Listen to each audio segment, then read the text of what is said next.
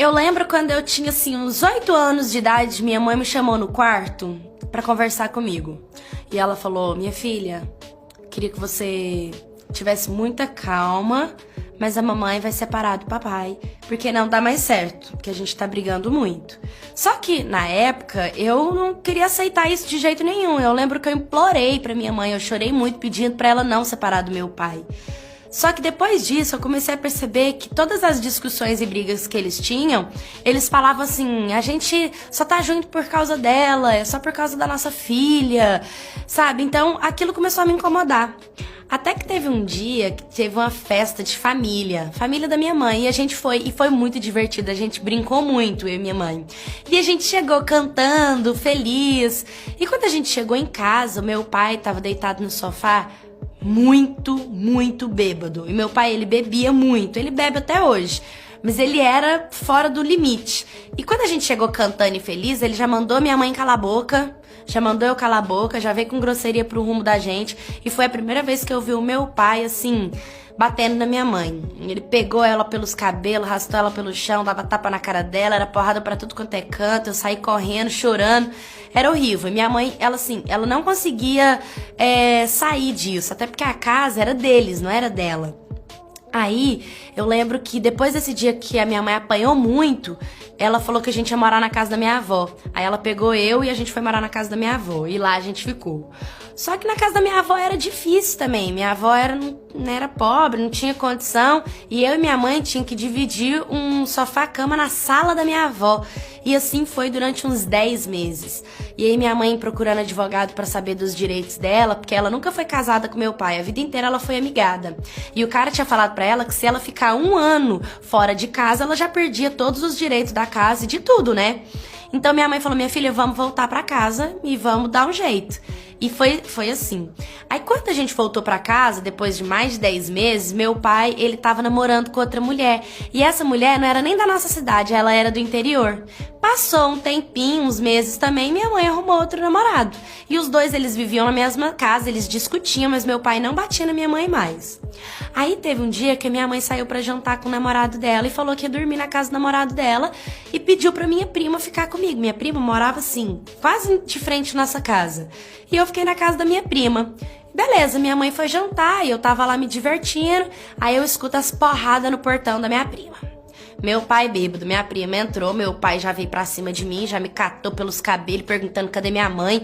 E eu comecei a chorar, mandando meu pai parar, e ele falando, cadê sua mãe? E eu não queria falar de jeito nenhum, e falei que minha mãe tinha saído. Aí ele pegou e falou assim, eu vou sair atrás dela. Pegou uma faca e saiu bêbado atrás da minha mãe. Na hora eu liguei pra ela e falei, mãe, meu pai tá muito bêbado, tá atrás da senhora, veio aqui na casa da minha prima, puxou pelos cabelos, pegou uma faca, não vem pra casa não, fica aí na casa do seu namorado que meu pai tá muito bêbado. E minha mãe não ficou. E aí passou o dia, passou a noite, no outro dia pela manhã, quando foi pela parte da tarde, a minha mãe voltou e meu pai não tava em casa. Minha mãe até tinha me mandado a mensagem perguntando, eu falei, não mãe, meu pai não tá não, pode vir. Minha mãe voltou pra casa, tomou um banho, tava de boa comigo, eu lembro, meu Deus, eu nunca vou esquecer desse dia. Minha mãe tava picando batata pra fritar pra gente jantar e meu pai chegou muito bêbado da rua de novo. Que ele pegou ela já, ele catou ela pelos cabelos, eu nunca vou esquecer. Ele passou ela por cima da pilastra que tinha, por cima do negócio que tinha lá da pilastra lá de casa. Ela caiu e meu pai começou a bater nela com toda a força do mundo e ele começou a pisar nela e eu gritando, mandando meu pai parar. E meu pai pisou, ele começou a chutar assim a coluna dela, e o nariz da minha mãe começou a sangrar. E ele batia muito, xingando ela de tudo e ela mandando parar. E minha mãe, ela assim, ela tava resistindo, ela tentava bater nele também, só que minha mãe não conseguia. Meu pai era muito forte. E ele começou a bater nele, batendo, e ele não parou enquanto ele não viu a minha mãe desmaiada no chão.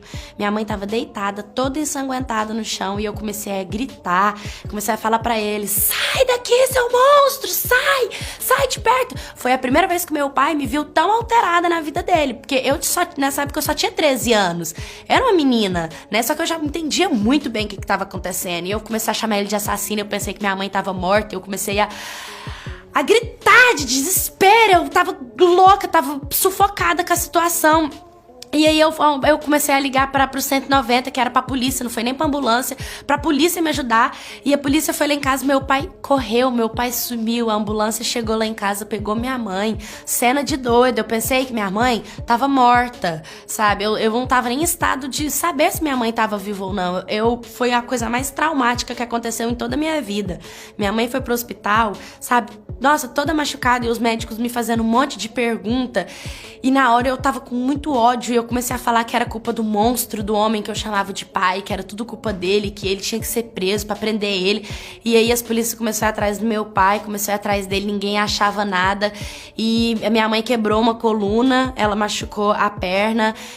Minha mãe, ela teve que ficar de cadeira de roda por um bom tempo, porque ela não conseguia andar.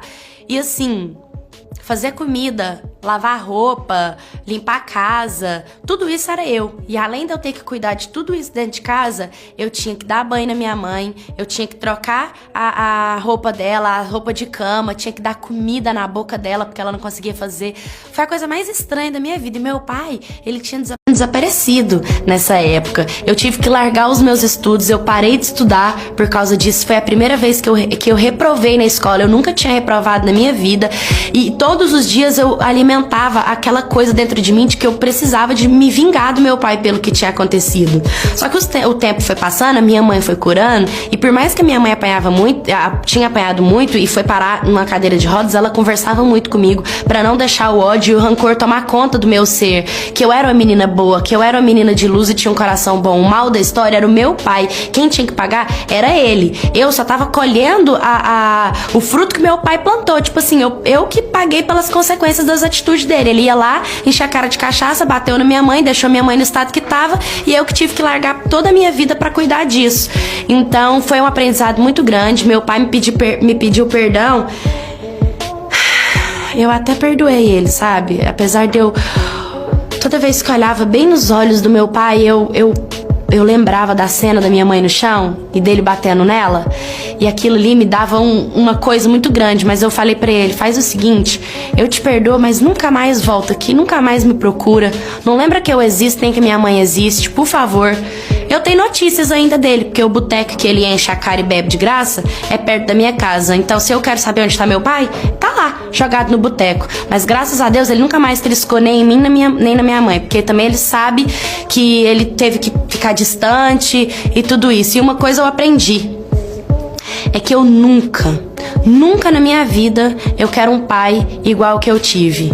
Nunca na minha vida eu quero um marido igual a minha mãe teve. Com fé em Deus eu vou conseguir sair, superar desse trauma e arrumar uma pessoa boa no meu futuro.